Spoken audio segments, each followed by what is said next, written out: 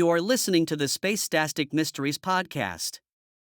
We are continuing Anna Gale Lyne's first novel in the Jaguar and Peacock series, Who Killed Ben?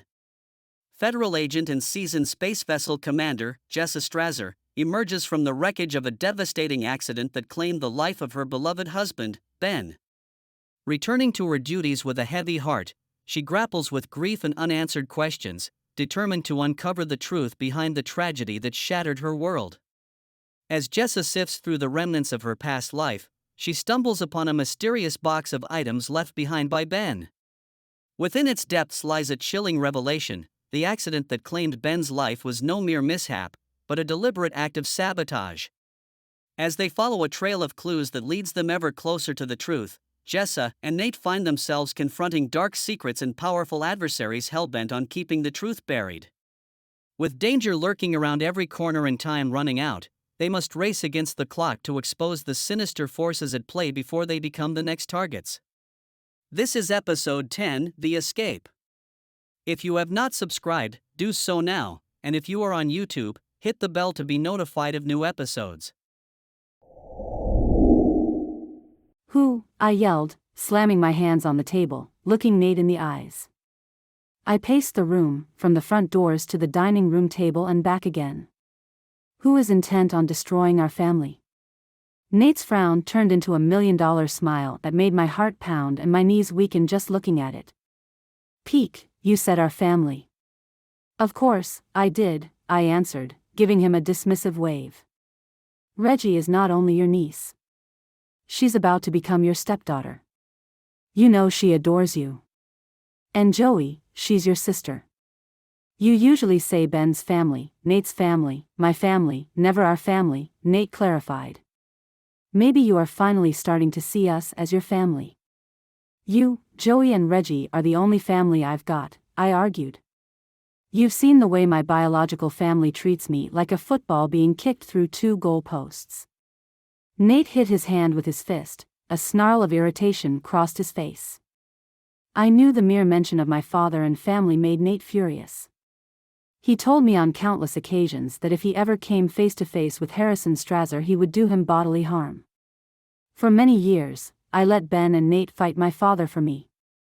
In the line of duty, I could take down any person, male or female, tall or heavy, but when it came to my father, I became a frightened child again.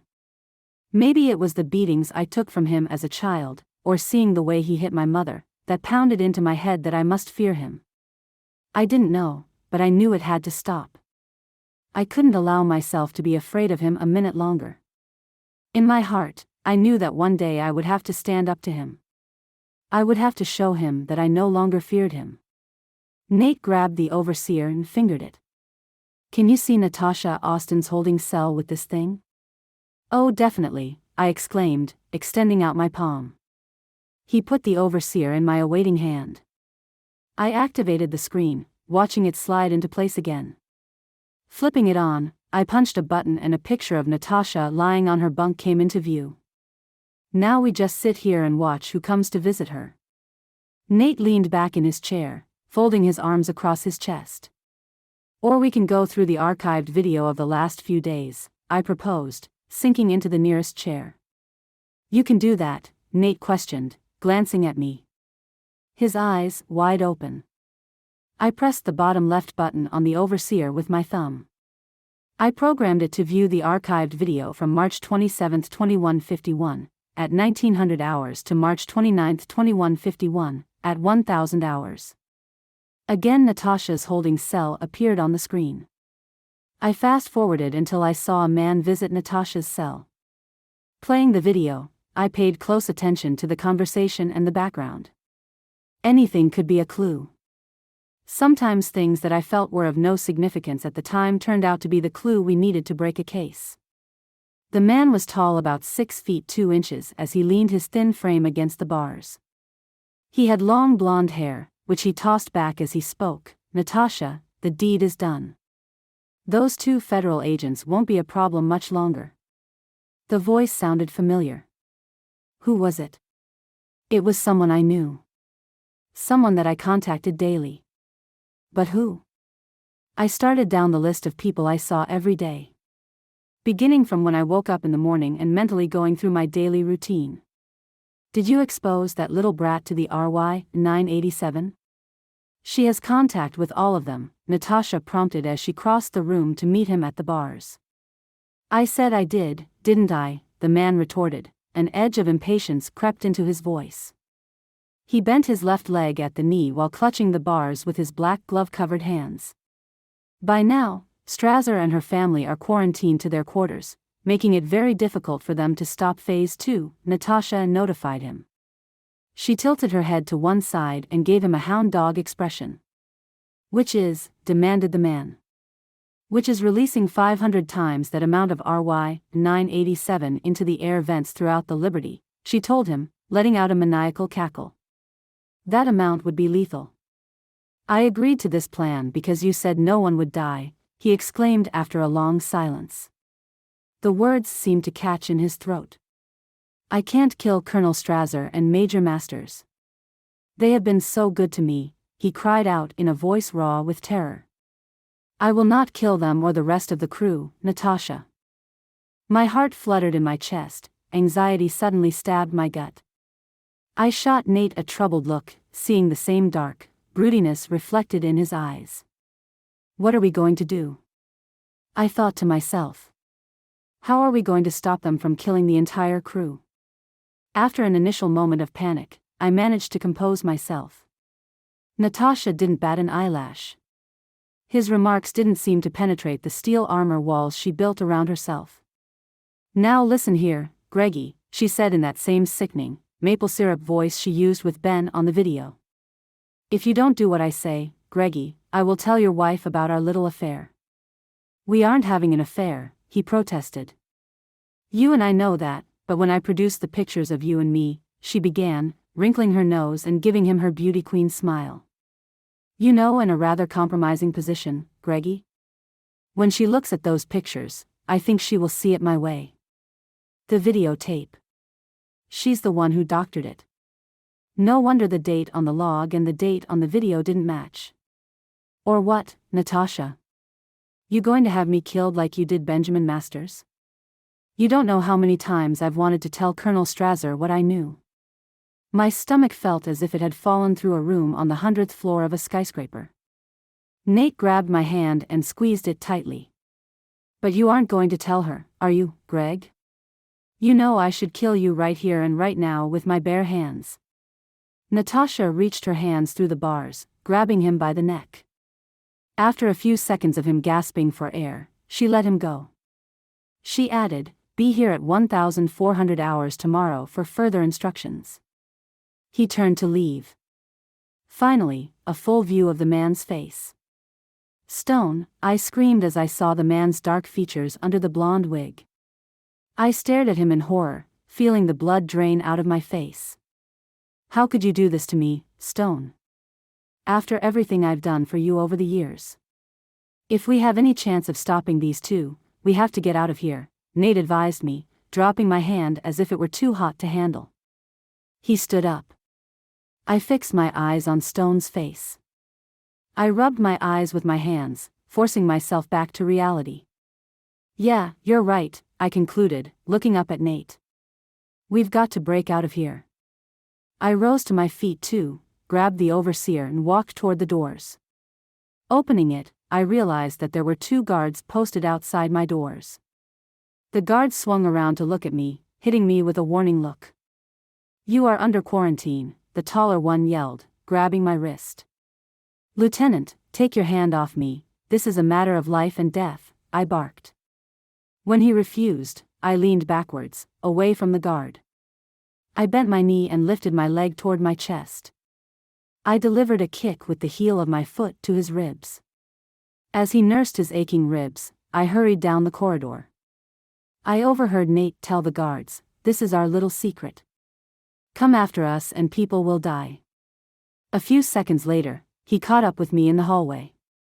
I hopped onto the travel tram, unaware that Nate was following me. My mind focused on confronting Stone. I touched the button on the side panel that would take me to my office. Nate put his hand over mine before I hit the button. Are you sure you want to do this? He inquired, his voice gentle and filled with concern. I nodded, striking my fist against my open hand. You'd better stop me, or I might do him harm.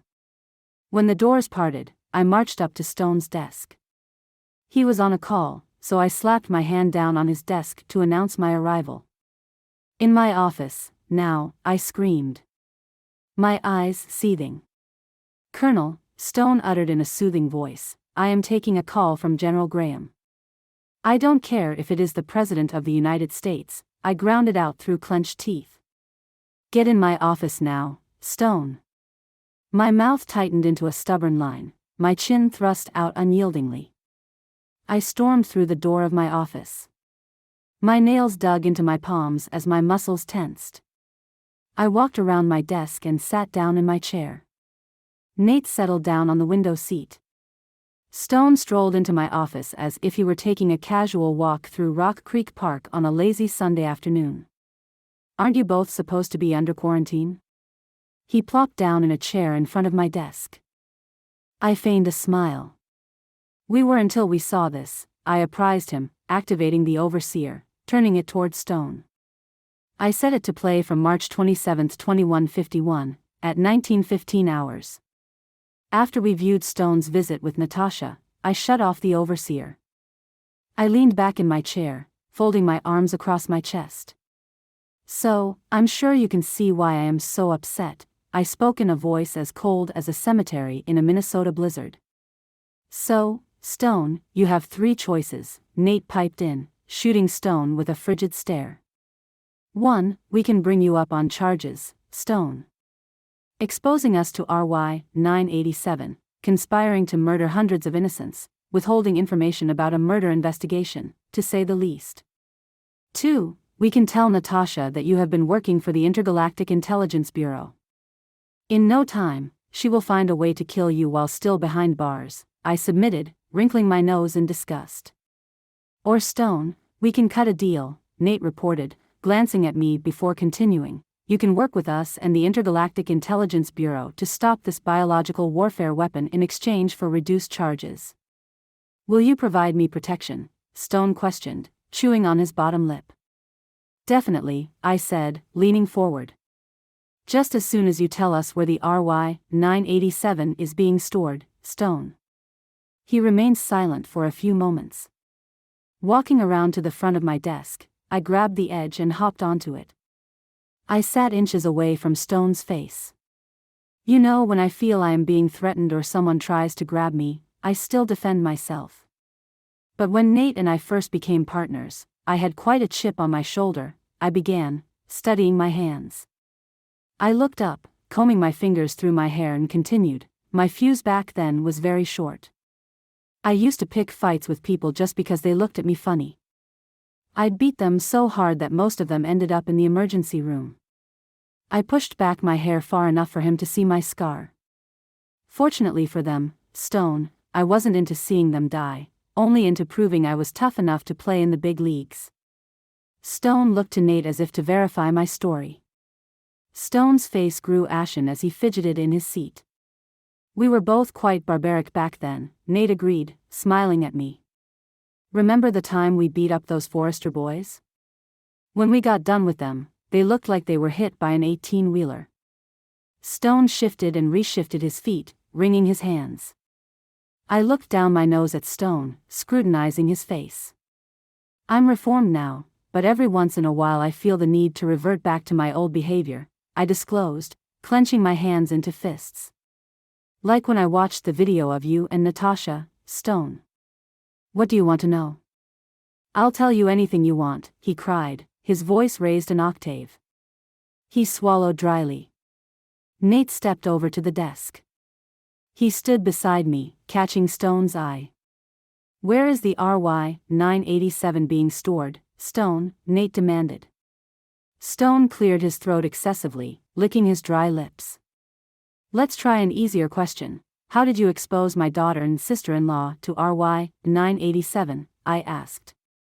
Through the air vents in the classroom, Stone answered, pointing to the adjoining room. Good, Nate remarked, gesturing between him and Stone, we've opened the lines of communication. Bending at the waist, Nate moved his face an inch away from Stone's and thundered, "I'm not going to ask you again. Where is the RY-987 being stored?" "In the cargo holds." He stopped abruptly, his eyes widened at the sight of me pulling up my pant leg. I removed my weapon from its holster around my leg and cocked it. I replaced my pant leg, aiming the gun at Stone. "You are going to take us to that storage compartment," I instructed him, motioning to the doors. "Don't try anything funny because I am an excellent marksman, Stone." Stone stood up. He hesitated a moment before turning around and facing the doors. I thrust the gun in his back to make sure he knew I meant business. I prayed under my breath, "Lord, please help us to stop this biological weapon in time to save the crew and my family." Stone walked through the doors and down the corridor. I remained on his heel, my gun still in his back. Nate walked in step with Stone, pointing his weapon at Stone's ribs to prevent Stone from breaking away from us.